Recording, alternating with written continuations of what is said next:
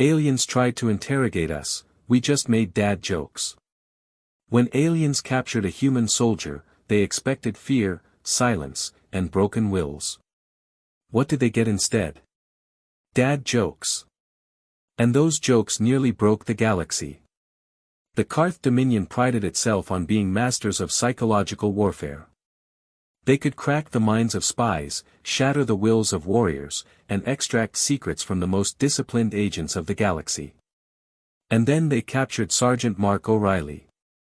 He was pulled from the wreckage of a downed shuttle during the skirmishes on Delta Prime. Shackled, bruised, and surrounded by armored insectoids, he didn't seem particularly threatening.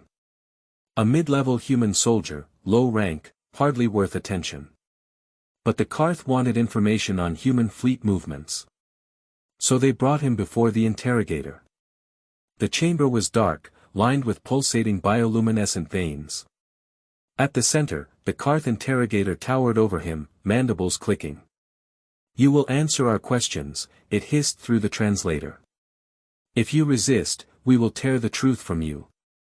Mark squinted at the creature's glistening fangs, then leaned back in his chair.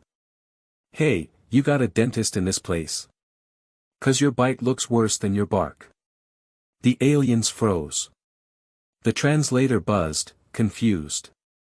The interrogator leaned closer. "You dare mock me?" Mark grinned. "Oh no, buddy. This is me being truthful." There was a pause. The Karth guards exchanged uneasy glances. The interrogator slammed its claws on the table. "Explain this phrase. What does it mean?" Mark smirked. "Means I'm giving you the tooth, the whole tooth, and nothing but the tooth." The translator rendered the pun as nonsense. The interrogator recoiled, convinced it was some form of coded message. "The humans are using layered semantics," it shouted. "Prepare the extraction protocols." Hours passed. The questions came rapid fire. "Where are your fleets stationed? What weapons do you wield? What is your next target?" Mark answered every single one with a dad joke. "What did the ocean say to the shore?" "Nothing, it just waved." The Karth scribbled furiously. "Ocean, code name. Shore, possibly the base of operations. Wave, a movement, an invasion." They recorded it all. "What do you call a factory that makes good products?" "A satisfactory." The Karth nearly vibrated out of their shells. Satisfactory, a codename for their industrial worlds. This is crucial intelligence. Even when they tried threats, Mark didn't break. "We will peel your memories like fruit," the interrogator hissed. Mark only shrugged. "That's unpeeling of you." The guards twitched nervously. One leaned over to another. Did he just counter-threaten?" "I don't know," the other whispered. But it sounded sinister. After 2 days, the interrogator was unraveling. Its mandibles twitched. Its eyes pulsed. Its datapads were filled with nonsense phrases that none of their analysts could decode.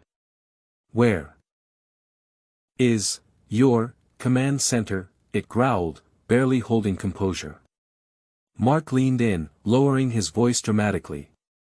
"You know why you never see elephants hiding in trees?" The interrogator loomed closer. "Why?" "Because they're really good at it." The alien collapsed backward, screeching. "Brilliant.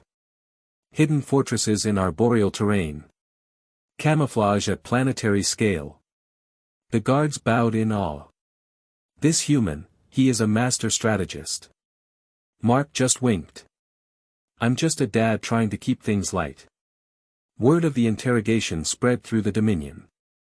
Entire departments of analysts were assigned to decipher the code hidden in Mark's humor. They mapped satisfactory factories. They searched for waving oceans. They wasted entire fleets hunting for invisible elephants.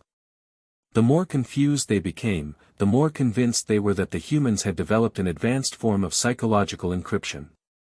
Back in his cell, Mark was having the time of his life. Every meal, every question, every threat, he answered with worse and worse puns.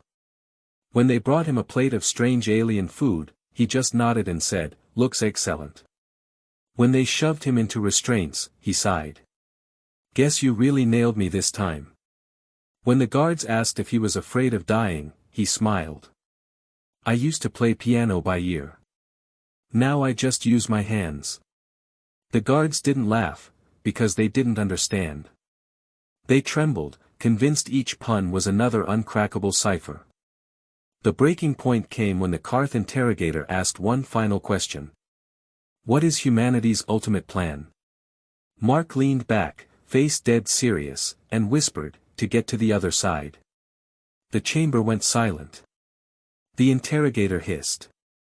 "The other side of what?" Mark shrugged. "The road." The aliens erupted in chaos. "What road? A hyperspace corridor? A wormhole? A transdimensional bridge?" Analysts across the Dominion pored over the phrase for weeks. Some claimed "road" was a metaphor for the galaxy itself. Others swore it referred to secret human technology. A few suspected it was prophecy. Entire fleets were repositioned to intercept this mysterious road. Meanwhile, Mark O'Reilly sat in his cell, chuckling. When human forces eventually liberated the prison camp, they found him lounging comfortably, trading puns with bewildered alien guards. "Mark," his captain barked, "how the hell are you still alive?" He grinned. "Guess I just cracked them up." The rescuers stared. The guards, still confused, snapped to attention. "We have learned nothing from this human. His jokes are impenetrable." Back on Earth, Mark became a legend. His file was marked, POW, 0 intel lost, 100% puns deployed. Military analysts tried to downplay it, but the story spread. Soldiers told it around campfires. Parents repeated it to their kids. The phrase, "classified dad joke," became a meme. And somewhere, deep in the Karth Dominion, a council of alien generals still argued over what humanity really meant by, "the chicken crossed the road." Because to them, it wasn't a joke. It was a strategy. And humanity? Humanity was just laughing.